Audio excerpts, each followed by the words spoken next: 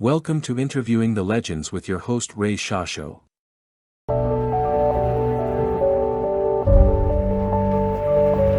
Maria Cooper Janis was born in Los Angeles, California, and lived there with her parents, the actor Gary Cooper, and his wife, Veronica Cooper. She followed a painting career in New York, and in 1966 married the world-renowned concert pianist Byron Janis.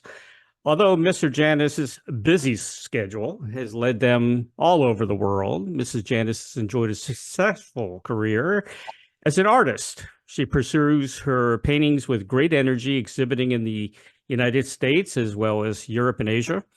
She's written a book, Gary Cooper Off Camera, A Daughter Remembers, which gives an inside look into the persona of one of the greatest movie stars of all time. Mary Cooper Janis has worked on a feature film documentary, The True Gen, about the special 20-year friendship between Gary Cooper and Ernest Hemingway, the score of which is composed by Byron Janis. Byron Janis is internationally renowned as one of the world's greatest pianists. He made his orchestral debut at age 15 with Toscanini's NBC Symphony Orchestra, and the following year was chosen by Vladimir Horowitz as his first student. At 18, he became the youngest artist ever signed to a contract by RCA Victor Records. 2 years later, in 1948, he made his Carnegie Hall debut, which was hailed as an unparalleled success. He had a special affinity for Chopin and made a French film on him that was shown around the world. He was honored by several U.S. presidents, and in 1984, at a state dinner at the White House, in his honor at the invitation of Mr. President Ronald Reagan, my favorite president, he revealed that he had been suffering from severe arthritis throughout much of his decades-long career. The painful and crippling condition eventually required surgery on his hands. However, he recovered sufficiently to resume performing and recording commercially and continues to do so today.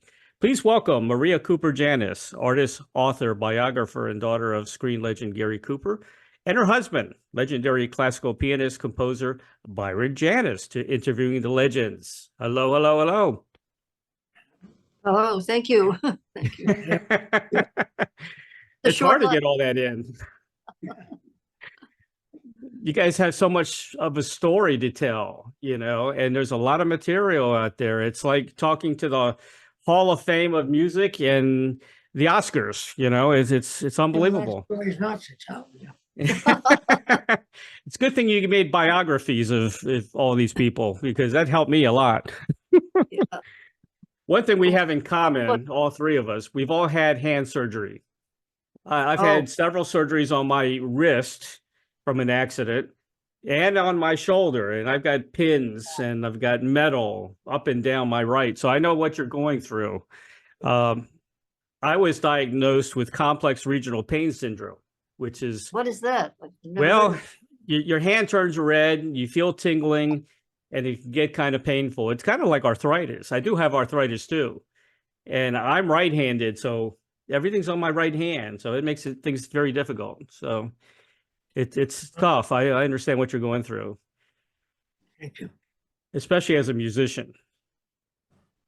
Because you guys are very, very tough on yourselves, you know, as far as your performance. And I've interviewed a lot of pianists, and you know, I hate to say this, but a couple of them have lost their lives because of the disappointment of, you know, not getting over their illnesses. So I'll give you a lot of credit for, you know, going through it, and it's been tough, I know. Byron started overcoming the negative comments about, oh, give it up, by I think was at the age of 10 or 11, because he had an accident fighting with his sister, and his hand went through a glass door, and his left lip finger was almost completely severed, and the doctor said, you'll never play again, blah blah. And somewhere in his 9-year-old head, Byron must have said, damn the torpedoes. And he's really become Byron Janis, in this is my words, but with 9 fingers, because the finger's numb, it doesn't bend, it hasn't been since age 11. And still, and yet it shows what the mind can do. It's amazing. It's a great story. You know, that would be a great movie. I'm not talking about a documentary. I'm talking about like a true to life story, you know, about Byron growing up as a kid, and you know, that'd be an epic movie. It really would Well, be. Yeah, there is. I think there is one being talked about. I think some people are talking about that. Yes, some people with very soon. That would be wonderful. some major outlets put it that way. So Oh yeah, definitely. we hope this will happen, because it is a story, and so many people, you know, have said to me, maybe also equally to Byron, but your husband's such an inspiration, because, you know, so many times I've wanted to give up, and the naysayers say, forget it, pack it in, and Byron just says, get out of my space, you know. Sure. Well, especially a classical pianist, compared to just, you know, somebody that's, you know, goofing around. It's what a big deal that is, you know, to have arthritis in your hands like that. I have a finger that I can't bend either, you know, since I was a kid, you know, and if trying to pick up a penny off the floor, forget it. I can never pick up a coin off the floor. It just won't work. Shows you how much we depend on our hands, you know. I've interviewed a lot of children of famous people. I've interviewed Lucy Arnaz. I know I'm friends with Janet Robbins, who her father is Marty Robbins. Mel Torme's son, Gary Lewis, Jerry Lewis's son, Julian Lennon, John Lennon's son, Simon Collins from Phil Collins' son. I get a lot of mixed reactions as far as their stories, and how much time their parents actually spent time with them at home, or if they bring the business home to them. And, you know, like Lucy, when she was young, she never saw her parents. They were always working. Janet Robbins, Marty Robbins never brought work home, that kind of thing. And then there was the people like Mel Torme's son, that he met everybody in Hollywood and they were always at his house, you know, that kind of thing. What was it like for you? What it was like, I would say it started off with two very balanced parents. That's good. Male and female. I think it's a lot tougher when the star in the family is the same sex as the child, right? Because I think there's a built-in implied competition that it's awfully hard for a son to try to, you know, become his own person out of his father's shadow. Right. But for me, I was so incredibly lucky. I mean, my parents were balanced. They're both people on the ground. They kept the whole issue of fame and celebrity and all that in its proper place, which is not the pinnacle of the mountain. And we did so many things together as a family. You know, whenever, I mean, from my mother picking me up at school and, you know, going to the beach, and if my father wasn't working, we'd meet him down at the beach and we'd take the surfboard and we'd go, you know, it was very much of a family oriented life. And they even took me out of school for a semester up to Sun Valley. They were skiing, and I think he was doing some coaching. He was getting coaching, preparing for his role as Lou Gehrig in Pride of the Yankees. And I spent the whole winter in Sun Valley going to the Ketchum grade school and learning how to make spitballs out of the icicles. You know, that's so fantastic, because even regular parents, just, you know, with normal lifestyles, don't spend that much time with children a lot of times. And, you know, you got the best of both worlds. You got a famous dad who spent time with you, which is great, you know. It was pretty damn lucky. Yeah, really, yeah.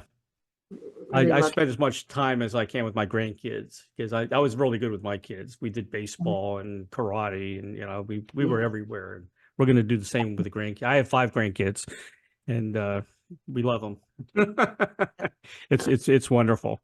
Wonderful. I think it was probably a lot harder, Byron, for our son Stefan, because Byron's life physically was away from home touring like 9-10 months of the year.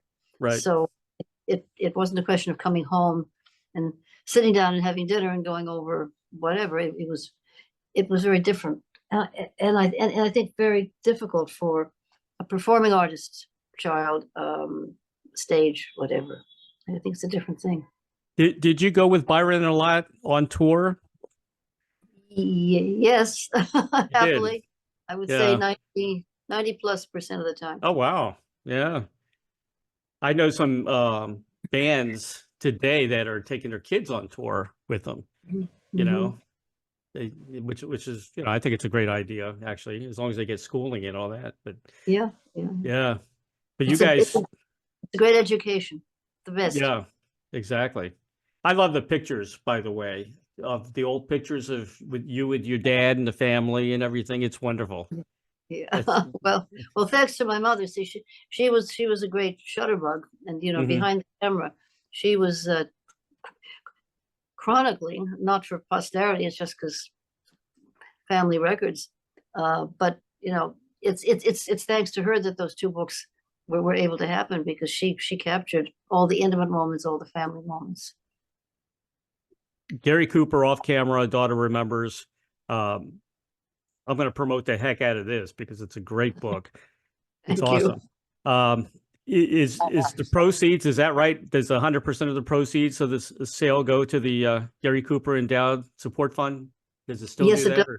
For Okay. indigenous people and Native Americans. Yes, the American Indians were my father's, but they were his first friends in Helena, Montana in 1905. Yeah. And he always had a great love for the Native American, and a great anger, really, and sense of injustice about Oh, I agree, 100%. Yeah. what the country has done, still does. Anyway, so I hoped that this would be a legacy in my father's name that would make him happy. Mm-hmm. I had a business in DC, downtown DC. So we got a lot of very famous people that walked in the door. One of them was John Voight, and Mm. he did a lot for the Indians as well. And he brought in a gentleman that was a descendant of Geronimo, which was Oh really, my. he looked just like Geronimo. And him and my mom just hit it off. My mom used to work at the store too, but and I still remember that when John Voight walked in. So yeah, I'm a big supporter of that as well. I agree with you 100%. Do Yeah. you remember a movie called Little Big Man with Dustin Hoffman? Oh gosh. It was one. Anyway, my mother and I went to see it, Mm-hmm. and we were in the smoking section of the theater up at 86th Street. And there's one scene where the Dustin Hoffman character is Mm-hmm. peeking through the tent, and General Custer is signing away the death warrant for the Indians. And Yep. my mother, it was not the calmest part of town. And my mother, in this huge stage whisper you could have heard all over the theater, because it's a hushed moment, she turns to me and she says, "Gary always said Custer was a son of a bitch." And everybody in the row behind us started. Oh no way. That's some story too. I read. I actually watched a biography about Custer and how that all took place. You know, he just got. You know, they really fooled him in that. Yeah. You know, that was something else. Oh boy. Chopin and Beyond, My Extraordinary Life in Music, and the Paranormal. Okay, I know it's going to be hard to talk, but I'm very interested in the paranormal too. Can you explain what's going on there a little bit? What went on? What Yeah, is with the going on? paranormal. Why the paranormal? Well, I hate the word paranormal, first of all, Mhm. because what happens is normal. We just don't know it yet. Right. That's exactly what it is. Okay. You know, suddenly we discover, hey, you can fly an airplane. So Mm-hmm. Right. we can fly, and they do it, and it's now normal. It wasn't until they did that. Hmm. Yeah, it's Have you had any experiences, I mean, in your music career with, you know, with Chopin and sending you messages or anything like that? Oh, yes. Many, many, many, many, many. Mask. Yeah. The story of the mask. Chopin is Chopin your favorite? Chopin I became very close to Chopin when I was 6, 7, 8 years old. Yeah. It's like not only as a pianist, but as a man. Yeah. He was an interesting man. I mean, he believed in other worlds completely. Right. You know, I see what is most wrong with Chopin playing in general is that they don't realize how Chopin felt Mm-hmm. being in another world, which he says he was. Colors were different. Flowers were, I mean, it's quite amazing. You know, it's amazing how much material those guys wrote, you know, all the classic, you know, and they died so young, you know, a lot of them died so young, you know, imagine if they lived on. Yeah. He was just very young. And then, of course, you found quite amazingly these 2 Chopin waltzes. I saw that. Yeah, That's yeah. incredible. So it's How did that happen anyway? I mean, how did you find that? I was looking for it.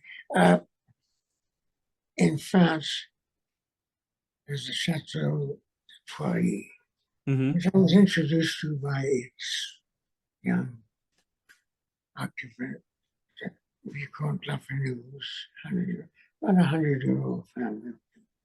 So after lunch, he took us up to, would you like to see some old material?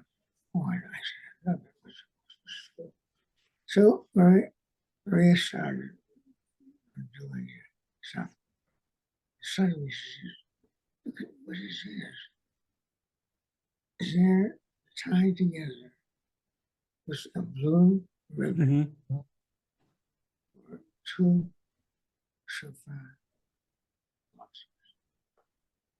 And of course, I said, well, do you know what you have there? Somebody said, oh yes, my grandmother, she always scribbled music on things. Mm-hmm. This is not your grandmother. Very named Frederick Chopin. And it's fascinating because there are differences. And that is one of the main things I've done some teaching upon.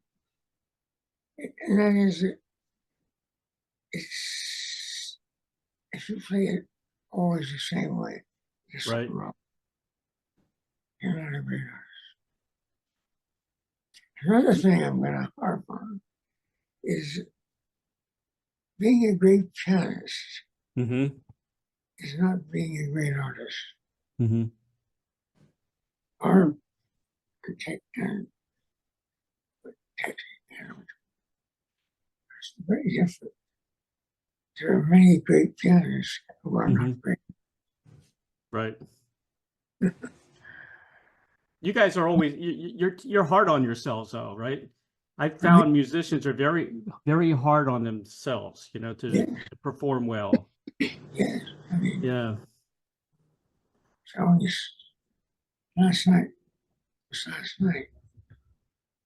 play well, you gotta do it again. Yeah.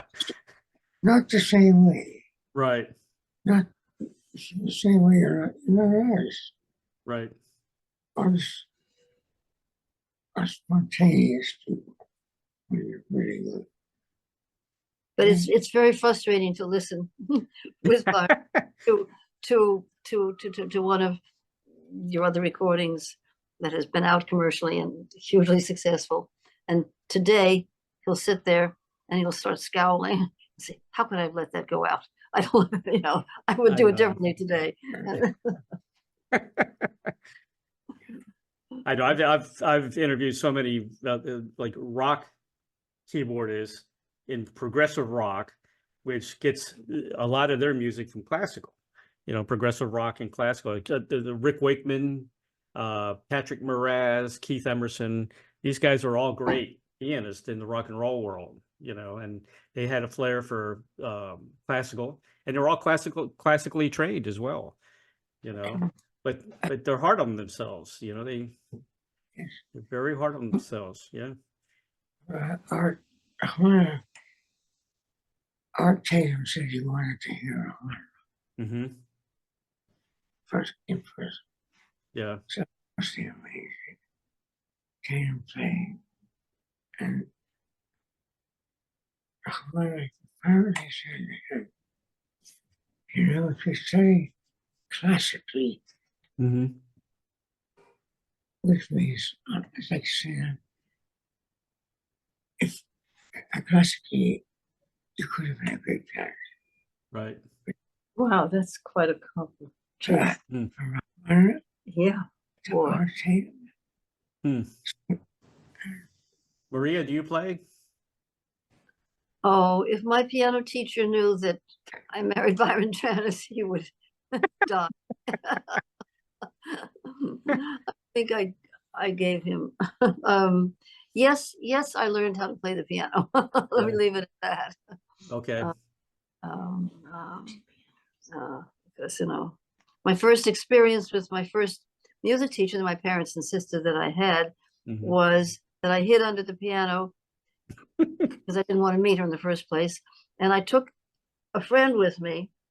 We had kind of a farm part in Brentwood, and we had a big tortoise. We had a big tortoise, and I took the tortoise with me, and I'm hiding from her, and she sits down to warm up, waiting for little Maria, and I put the tortoise on her feet when she was trying to pedal. Well, she screamed and ran out of the room, and I think I would get. That's funny. But I mean, I love music, and I'm glad that I knew enough about classical music, but I knew nothing, compared to when I met Byron. I tried to talk very hard and fast about everything else, not to show how ignorant I was. Well, it's difficult. Yeah. There's so many composers out there. I mean, it's hard enough to pronounce their names half the time. One thing that is interesting is that Janis, Mm-hmm. what was I going to say? As I said before, I want to write a piece on pianism versus artists. Mm-hmm. Horowitz on the stage was a seducer. Mm-hmm. He was interested in getting his audience by doing incredible piano playing, which he did. I don't think anybody said anybody needed ever. But he once asked me a very strange question. I couldn't understand why. He said to me, Byron, he used to love Byron. What is it? Which do you prefer? To give or to receive? Mm-hmm. Oh, what a strange question from him. I said, certainly to give. And he smiled. Yes, that's not so. But you were saying how different he was when he played at home. Very different. Yeah, really. He was not seducing anybody. Huh. He played as an really, it was quite different. Yeah. People don't know that. I do because I was around there a lot. He plays. Well, me and Mozart have the same birthday, so I lean a little bit towards Mozart. His birthday's Saturday, like me. Because last Saturday, right? This Saturday, the 27th. 27th. Yeah, well, tomorrow. Yeah, tomorrow. He was Byron, I saw you on the Ed Sullivan show, by the way. I was on YouTube the other day, and I saw you on Ed Sullivan. That was cool. Only the greats are on Ed Sullivan. We all know that. And you got actually, you have the Mercury Masters, which is quite a set that's out there. I want to promote that. It's 9 CDs, Blu-ray audio. It's a box set, I guess, right? And it's from your early stuff, I guess. It's recordings made between 1960 and 64, and they've been restored, they've been remastered. That's quite a set. Yes, Yeah. yes, it is from that period. Well, how many you said there were 9 records? 9, yeah.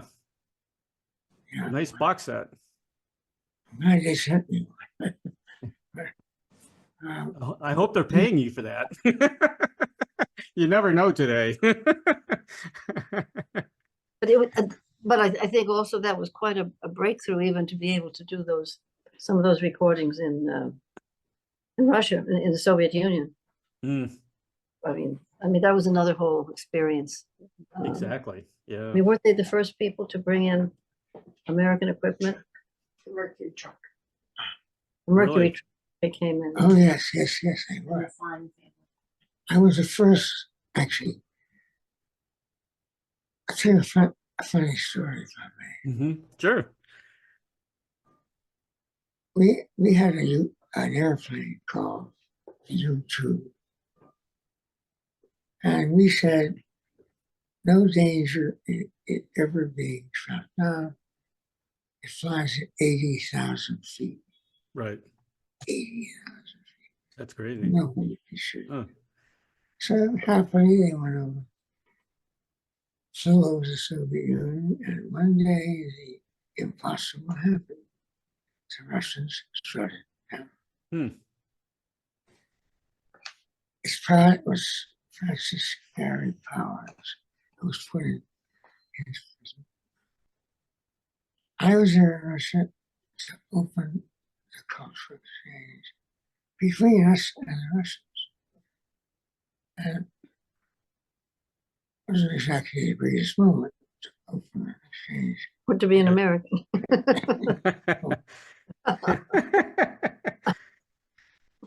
Like, okay, the day came for recycling. Mm-hmm. I walked out of this rather large thing. You're not going to believe this. Boo! I got booed.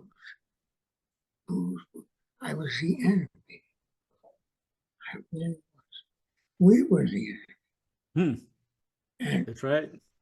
I said to myself, do I continue going to the job?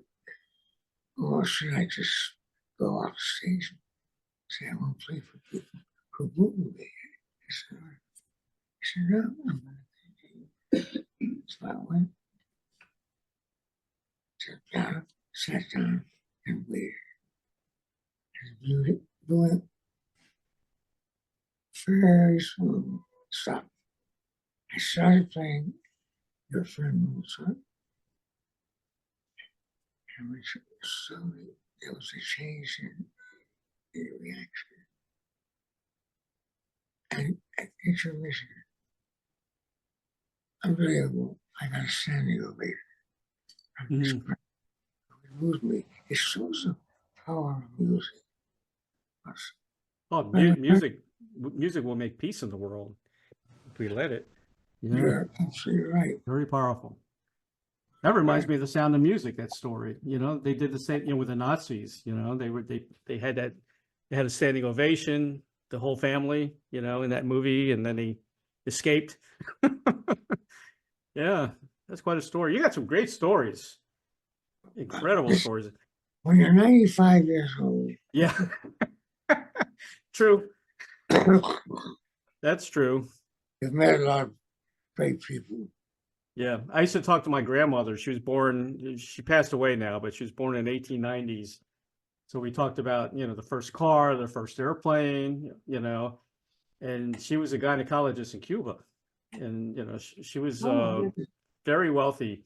But when Fidel came, she left with only the clothes on her back. They took everything from her, even her purse and everything.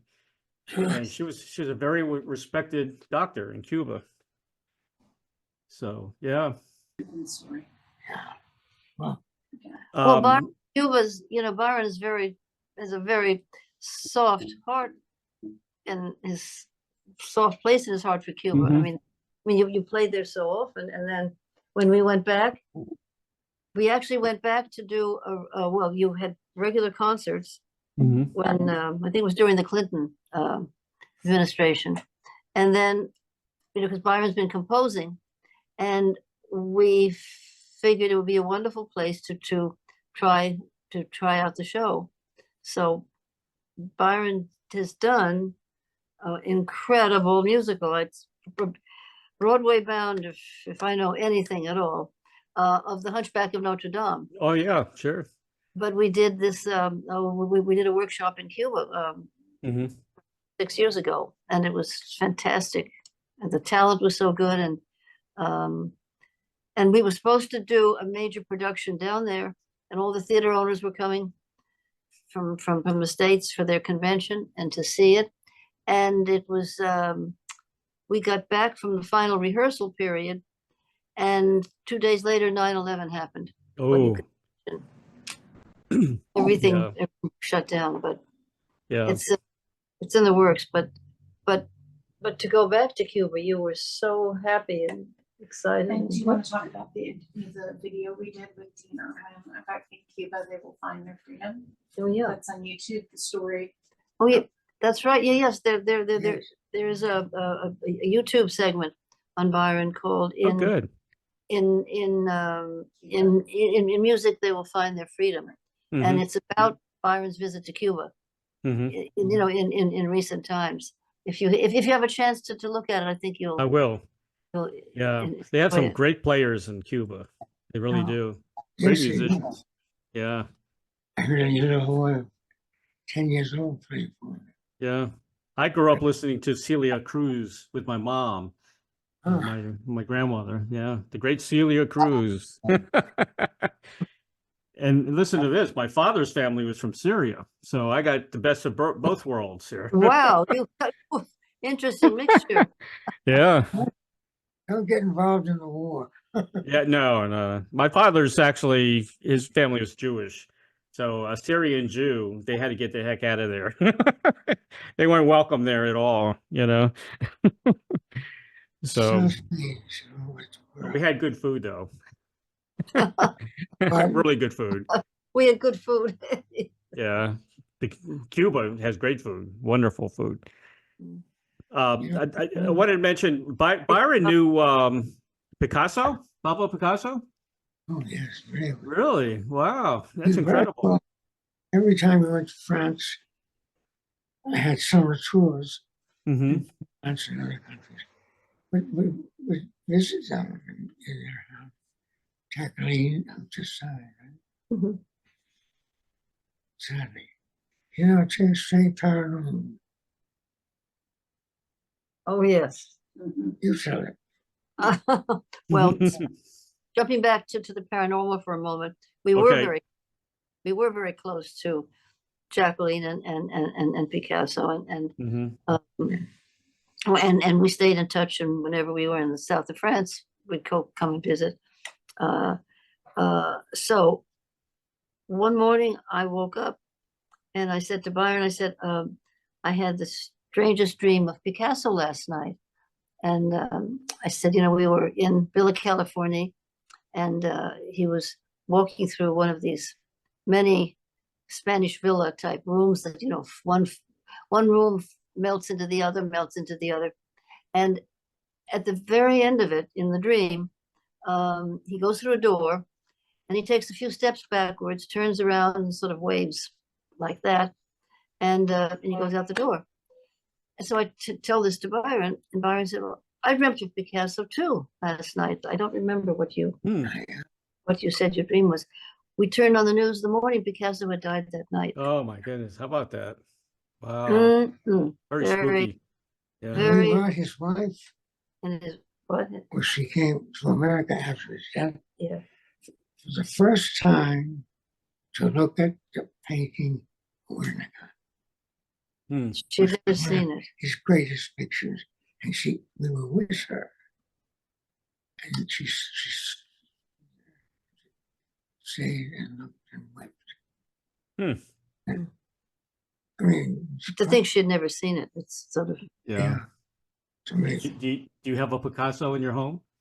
You own a Picasso? Yeah. we did have, yes, yeah. You did? Yeah. We did have. Yeah, we have Huh. a couple of, We have a couple of Yeah, I love his work. um, I'm friends with the pianist who was friends with Dolly. He lived in Spain, and he Yes. actually watched Dolly in a studio paint. That's Patrick Moraz, who's also he is a trained classical pianist, and he played with bands like Yes and the Moody Blues. But Mm. yeah, very good piano player as well. Very good pianist. I got to ask you, first of all, I loved your dad. Thank you. know, real man's man. You know, I got to spend 2 hours with Ted Williams, and I'm thinking, you know, I mean, Ted Williams was loud. I don't think your dad was quite as loud as Ted Williams, but they had that similar man's man type of, you know, persona, you know. Ted Williams, you know, of course, he was in the war and the pilot and baseball player, hero, and all that. But your dad was so cool, and you got the True Gen. Is that film out yet? Because I Oh, was yeah. really excited. It Oh, is yeah. out. It's available on, DVD. You can. I did not know that. You can order it. Yeah, oh, yeah. Yes, I yes. thought it was still in process. Huh. No, it's been done. It's done, Wow. the music is really, I mean, Byron's captured Mhm. not only the feeling of my father, but the feeling of the different moods and modes of my father's relationship with Hemingway. You know, both in Cuba, in Key West, Right. in Sun Valley. They were you know, they were a cut of the same cloth in many ways, without the terrible emotional Yeah. burden that Ernest had. But he loved, and it was amazing when we went to visit the house in Havana. What a collection of classical music Hemingway had. It's Hmm. very. You know, that reminds me of a term that people misuse, Mhm. don't understand. Classical music is not a different kind of music that suddenly started to be written. It is music that was written because the times were what they were. Yeah, exactly. You're right. Mozart wrote what he wrote because people were wearing Mhm. classical quote clothes that were in a classic style. And people don't realize that.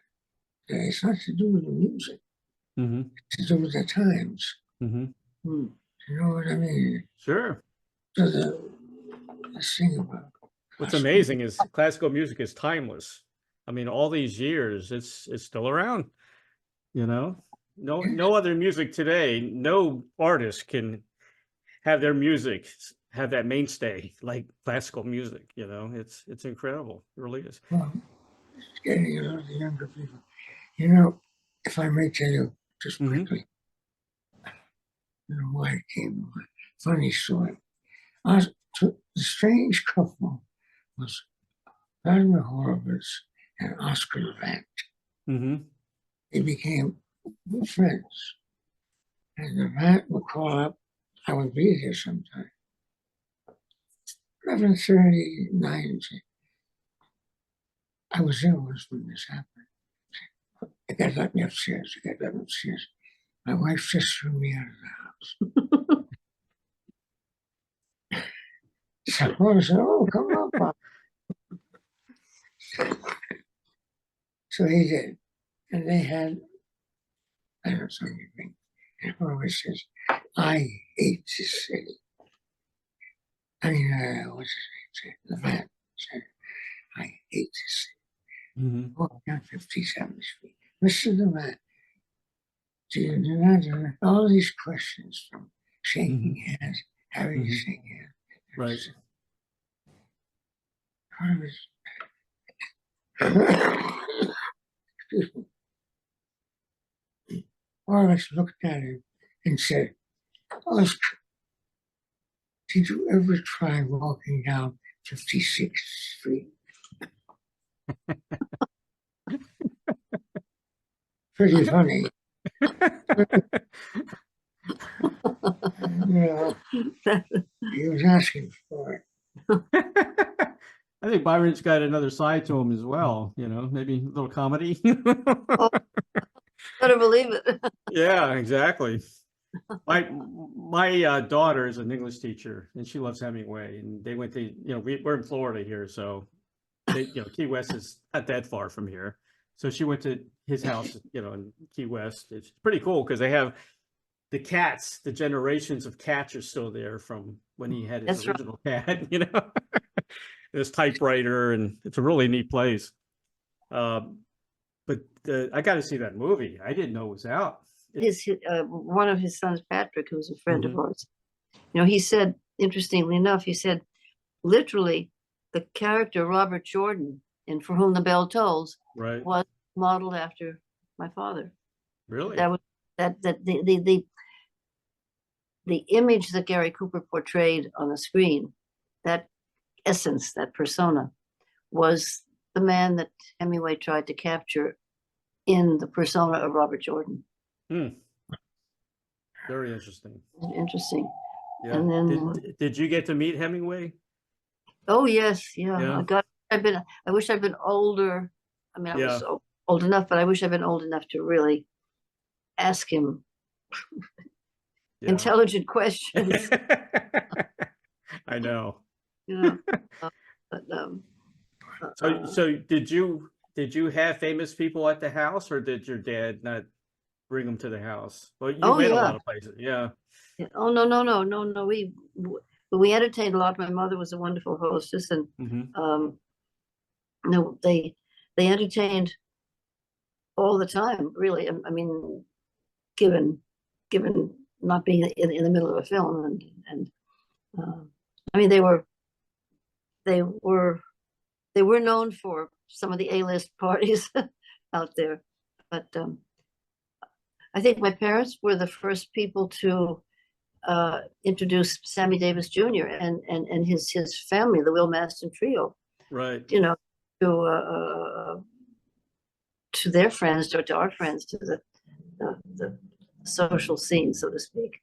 And when this was even before Sammy hitched up with Sinatra and the Rat Pack and all that.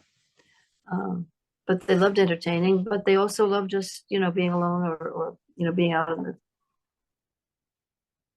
Sinatra, I know him quite well as well. Yeah, oh yeah. Coming home, she said, "You know who's sitting up there?" Yeah, he introduced you from the home. Really? Anyway, Oh, tell the story. Oh, he did. But what I want to which story? About Heifetz. Yes, Timing. Hi. Timing, his timing. What? His timing. Oh yes, yes. Well, yes, that's what I was going to tell you.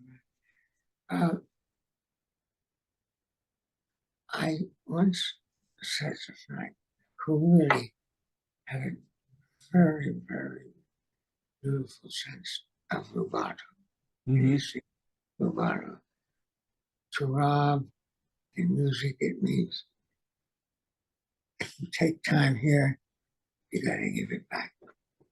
Right. And that's what makes great artists, how they do that. They put the two together. What was I saying? Oh, yeah. It's a time. What? Yeah. I forget things. You're asking about timing. Pain medicine will do that. Yes. I once said to him, Frank, you have such a beautiful sense of phrasing. I said, you really do. Where did you get that from? He said, very simple. He said, I listened to Heifetz recording. listen to high pitch Oh, recording. interesting. Frank Sinatra. Frank Sinatra, yeah. I mean, you don't realize Yep. the different qualities. Oh, he liked good music. Pardon? He liked good music. He liked the classics, I think. Yeah. I was Yeah. fortunate to see Frank Sinatra, I think 5 times in concert. Yeah, I saw him in Vegas. I saw him in Atlantic City. I love Frank Sinatra. And I think Sammy Davis was probably the greatest entertainer there was, because he could do so many things. Did you know his mom was actually Cuban? Did you know that? Sammy's Yeah. mother? They said No. she was Puerto Rican, but he covered that because of what was going on in Cuba. You know, he didn't want to create, anything. So he said she was Puerto Rican, but she was actually Cuban. Her parents were Oh. Cuban. I Yeah. didn't know that. Yeah, And exactly. You know, my favorite movie, of course, is probably the Yankees. I'm a big baseball fan, and your dad nailed that. The Luke He Gehrig nailed thing. it. He nailed Oh it. my gosh, it was perfect. That was a perfect movie. What angered me, he got 11 nominations and only 1 award for editing. What was that all about? What? What was the competition? I forgot what it was, but it wasn't as good as Pride of the Yankees. I can tell you that, because that was a great movie. Agree with you. I think that was it was one of the more emotional roles that my father Yes. played. For himself personally, and he really didn't feel up to it. And I think one of the things that stuck with him all his life, he was called upon to go do one of the USO tours Right. in the South Pacific. So he's there with Bob Hope and Betty Grable and whatever. And he said, "Geez," and he said to the generals and the colonel captains, he said, "What the hell am I going to do? I know I don't tell jokes. I'm not sexy. I'm not I'm not Betty Grable." Betty Grable. Yeah. And the military men said to him, "Coop, the guys want to hear you give the Lou Gehrig speech." Mm-hmm. And so we have some wonderful photographs of him standing on the stage under a tarmac. It was pouring rain, and that was very last minute impromptu, and he was trying to scribble down and remember the speech. The tropical rains are pouring down, but he said at every single base that they went, they all want to hear that talk, and it was so emotional for him, because who knows how many of those guys were ever coming home again. But that Gehrig speech really was what they craved. It was interesting. Actors, of course, you admire their acting and all that, but to me, I admire their memorization. How do you remember those scripts? I can't do that. I could never become an actor because I don't think I could remember a script like they do. It's amazing do you think that's amazing to memorize a script the way they do? I think it's more amazing to remember 20 million notes on the piano. that too, of course. Words are easier. Words Reading are a music common is the language, hardest. but music is obvious. I mean, I envy Byron or any musician. They open a score and they can hear it because it's those incredible. notes just sound to them. And for me, they're notes, and I know this is A, B flat, C sharp, Right. but I can't The hear simple it. ones. Yeah. But I know that you hear it when you see it, and it's. I have something called perfect pitch, Right. which means, for playing A, I mean, I don't know what key did I just play? I said, I played A. You're right. That's perfect pitch. And sometimes it's a good thing, and sometimes it isn't. Right. somebody in the orchestra doesn't have perfect taste, and we play against them. Mm-hmm. Trouble. Trouble in school. Just while the pause for a second. So, Pride of the Yankees was up against William Wyler and Mrs. Miniver, as Oh. well as Doodle Dandy, James Cagney. Oh, really? But James Teresa Cagney. Okay. Wright did win for Best Supporting Actress. Oh, she did. Thank you. Yes. Thank you. So just so you know. William Wyler. Oh. Yeah, it's on the GaryCooper.com website. You can learn all about this. Oh, Okay. that's interesting. Our honeymoon morning. I'm sorry. We Teresa Wright won for Best Supporting Actress, but not for Pride of the Yankees, for Mrs. Miniver. This is Mrs. Miniver. Right, That's sorry. interesting. Yeah. We see. I was saying our honeymoon morning, we were up Mhm. in the country in Connecticut, and about 5 a.m. some Boyd is outside the window singing away, and Byron looked up from the covers and he glared out the window and he said, "B flat." And he put the pillow back over his head. That's funny. Oh, it was funny. Yeah, music, reading music and writing music, it's like math. It's like mathematics. It really is. I once had a guitar teacher that wanted to teach me theory, you know, and I said, no, I want to have fun. I don't want to have, it's too complicated for me, you know? And that's why a lot of musicians just play by ear because they don't want to get into all that, you know, because it is difficult, right? It's tough. You do theory? Did you have music theory? Theory? Did you have music theory as part of your instruction? Oh, You studied. my Sure. training. So Training. very Yeah, great. sure. man, Roger Sessions was a very strong American composer. Mm. And Mm. we taught dance, Chatham School, which is where I went. Sarnoff started.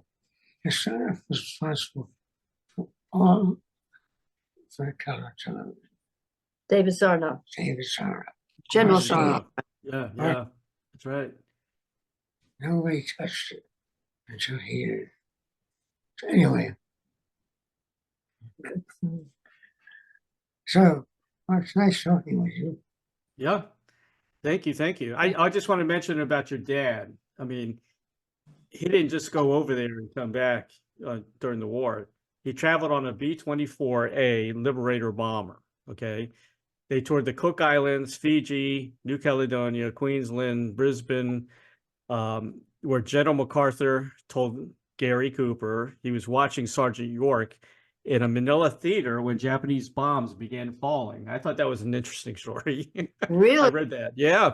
I never knew that. Yeah. Sergeant York. Sergeant York was huge. General MacArthur was watching Sergeant York During bombing. He was Manila being theater. bombed in Manila. when they started bombing Manila. That's very strange. isn't Yeah. it? Oh Yeah. my goodness. And I also enjoyed, here's another little story, when your dad became a Catholic. That was neat, the story about that. Because you guys actually went to Rome and saw the Pope also. Is that right? Yeah. Yes, we did. I don't Wow. know. I don't know if that's what did it, but it But I was thought that was cool. You know, after all that time, I became a Catholic for my wife. I went through the school and, you know, Oh, did all yes? the classes too. Yeah. Mhm.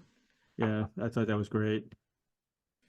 Well, both of you, I want to say thank you so much for being on the show today. You guys are wonderful. Thank you. I'm so sorry, Byron, about your cold. I know how that is. My wife's had it for a long time, and it's just a pain to get rid of. It really is. Yeah. But take care of it. Don't let it get into anything else. That's the important thing. No, we're doing our best. Hey, Ray, before you go, Yes. it would be important to note, because they're so modest, Right. that the York family and the Okay. Hemingway family, Right. their descendants, and the George Bourret and descendants of Victor Hugo, and the people that Byron knew when he was introduced to Paul Lapenus and everyone Mhm. else, they still maintain relationships with their Oh, really? descendants. So, for instance, this piano Mhm. behind Marie and Byron was Gary Cooper's piano with the same painting hanging over it that Sammy Davis sang in front of, which you'll find in Gary Cooper off camera. And if you want me to send it to you digitally, I can. Oh, that'll be wonderful. Okay. Yes. And Byron's piano is right here. So we have dueling concert grands Fantastic. next to each other that you can't see. But what's amazing working with them all these years is how all these relationships were started generations ago and Mhm. continue today. And they work, very hard at that. Yes. It's effortless for them. I mean, it's effortless. It's effortless, but Yeah. it's part of their DNA. And I think Yep. that came from Byron being a performing artist at such a young age, Mhm. a prodigy, and from, Maria's full, accessibility to her parents, where that never happens today, or it's very rare. Yeah. And But you guys look wonderful. I mean, Maria, They you look, are. They Maria, do. you look 62. Byron looks it's the 65. light. It's the good lighting here. Yeah. Maria, you Anyway. look like an actress. I mean, I've seen pictures, in your younger days. You were, Thank you. Well, Yeah, I think one in the family. Well, I used to stutter very, very badly, Uh-huh. and that's sort of any idea that I might have had about that. But anyway, growing up Mhm. and observing my parents' friends, particularly their female actress friends, my God, very quickly the life became, unless you were a huge acting talent like Right. Meryl Streep or Helen Mirren or the actress's life became so quickly obsessed with one thing, which was surface appearances. What can I hike up and stop from falling? Mhm. And when do I start getting the grandmother roles in instead of the hot, sexy numbers? And they were pretty miserable. Mhm. I mean, someone like Rosalind Russell was a wonderful actress and a very balanced person. She didn't have that, but then she was never sold or pitched as a if I can tell you a funny story. Mhm. My parents were going to a dinner party at the James Mason's house, and the Masons had two children and a young daughter named Portland, Mhm. who was very not precocious. She was extremely bright. She was raised very much with her parents like a little adult, really. And so my parents are walking up the sidewalk in Beverly Hills to their house together. The Tony Curtis's, Tony and Janet Lee, and my mother and father. And they ring the doorbell, and the butler doesn't open the door. It's little Portland, who's dressed in her own strapless, long evening dress. And I think she was all of 12. Mhm. And, beautiful manners. And she says, my mother tells me this story. She said, Porty says, "Good evening, Mr. Cooper. Good evening, Mrs. Cooper. Good evening, Mr. Curtis. Miss Lee, why are your tits hanging out?" Oh gosh. That's funny. The honesty of children, right? Oh yeah. That's That's great. I don't know. Byron. Here's a coincidence. I knew James Mason. You what? I knew James Mason. He was Did you? a customer of mine in DC. Him and Oh. Clarissa, right? Clarissa Mason, his wife. I never knew the last wife that he The had, last- I guess. Yeah. But yeah, I invited him to my wedding and he sent me some gold spoons. Oh, nice. You- He sent him you- some gold spoons. He sent him gold spoons to his The wedding. Masons. Oh, Yeah. That's- Okay, Bettina's prompting me here. After my father died, there Yeah. was a period of time where there seemed to be a lot of Hollywood widows Mhm. around, and Frank was always, his changing moods. But if he felt you were the underdog, nobody could have been nicer and more wonderful. So he takes my mother out to dinner one night, and like the next week, she gets a nice little blue package from Rooser Jeweler, which was a jeweler at the time in Mhm. Beverly Hills. Mhm. And it was, inside was a very sweet, beautiful pin. It was a winking cat. The body was gold.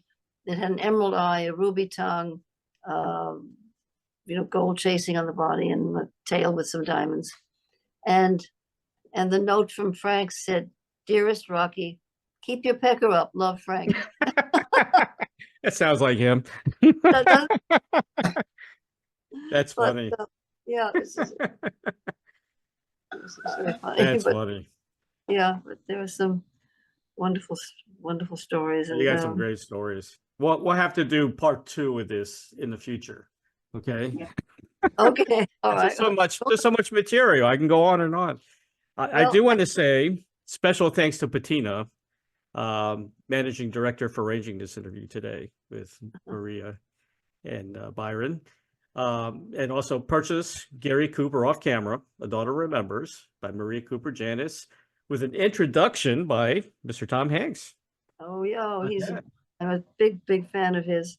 Yeah, very Very, cool. very big fan. Yeah, and Yeah. then I'm very happy, I must say, because we've just republished the second book I did, rather different, called Gary Cooper Enduring Style, and it's about it isn't only about how you dress and how you what you hang on your back, but sort of lifestyle. And Powerhouse Books is just reissued Oh, okay. a second edition, and I'm really happy about that too, because Fantastic. this is I think this is a world today we could use Oh, yeah. more style. Yes, definitely. There is no style anymore. No, but no, it's this. It's, I mean, from my perspective, it's this whatever. Right. Byron will go to a city for a recital, and he'll go to the concert hall, and he'll want the piano in a certain place. Right. And the stage hands will say, "Oh, well, the last 3 people had it here." And Byron said, "Well, yeah, but the sound isn't as good." He goes out in the hall and listens, and the sound is much better, even 1 foot downstage, whatever. And the stage hands, the stage guys, they're all complaining. They say, "Well, nobody cares. Nobody cares. Stick the piano in the middle, so what?" Oh my goodness. It drives Byron crazy, because he knows the quality of Exactly. sound that is really Yeah. demanded to give the audience what they've paid their buck for, Yeah, that's horrible. which is quality. Yeah. I knew I saw an animal walking around. Yeah, there's a couple of those. Hey, Ray, I have a question. Can Sure. we do a shout out for Byron's? He was the first. He went and did live on tour, and Yes. was first classical pressing at Third Man Records in 180 gram vinyl. Okay. And they're limited edition, and he's autographing them. Yeah. Oh, Yeah. okay. Yeah, definitely. Okay. Thank you. Oh, and Live well- from Leningrad is the CD, the Mm-hmm. record that was recorded surreptitiously when Byron was in St. Petersburg. and then, now, but the Mercury Masters, where was that recorded? Was that the It's all Russia in 1960. that's the Russian ones. Yeah, that's an incredible set. Mhm. Yeah. And then the I'm- other- yep. the other thing to look forward to, and I can't wait to hear it all put together. Right. Byron, he's been composing for quite a few years, Yep. aside from the True Gen music. But a disc is going to be coming out. Janis Plays Janis, and it'll be Byron playing his own music, which is really I can't wait for it to be heard, because And there's Walter really Matthau, some Oh, that'd be wonderful. Yeah, that'll be that'd be great. some, also- it's going to surprise a lot of people. And there's one song in the group called Psychic Power, so you'll Psychic like power, that. good. That makes sense. Exactly. I also want to mention Chopin and Beyond, My Extraordinary Life in Music and the Paranormal. That's out as well. There's so many things out. It's great. So much stuff. Got to buy all this, get all these things. You guys, I just want to mention some of your social media sites. MariaCooperJanis.com. You're on Facebook, Instagram. Byron's got his own site, www.byronjanislive.com. Facebook, Twitter, YouTube, Instagram. Gary Cooper's got his own sites, www.garycooper.com. There's a blog out there, Gary Cooper on Facebook and Instagram. So, yep, there's lots of things to look at for sure. I'm going to send you guys, okay. I'm going to send you guys, I'm an author as well. Okay. Oh, I'm going to send you my first book, which is me growing up in the family business in DC. It's a very humorous family growing up. My dad's family, we had uncles working in the store. It was retail electronics. Started in the late 60s and the early 60s and lasted throughout the 90s, the business in DC. But wow.